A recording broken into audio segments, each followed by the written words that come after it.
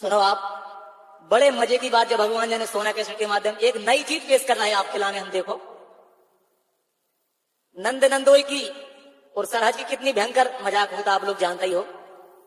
भले शहर में हो तो चाहे नहीं, लेकिन गांव खेड़ा में आज भी वही परंपरा है कि होली के समय कभी भी अगर नंदोई अचानक पहुंच जाए इतनी ज्यादा घनिष्ठा मजाक हो। तो अब सरहज जो तमाशा देख रहे, तमाशे के हैं अपन का। रात में जब सोवे के बाद नंद और नंदोई कुठलिया के भीतर जब सोए अपने घर के अंदर, तो अब सरहज देखो क्या देख रही है तमाशा। ये गाना के ऊपर हम आपके सुनाने, देखो आप। तो क्या कहने लगी सरहज, भगवान जी ने जब वो खुश रहुआ मार धीरे धीरे कछु बताने से, तो केवरण की दुसन से उनने झांक के देखो सरहज ने। तो अब होते की बात है, देखो आप, बड़े मजे की बात है, थोड़ी समझदारी की बात है। अब होली के त्योहार में तो जो चलता ही है और हंसी मजाक जमाना करत, देखो आप।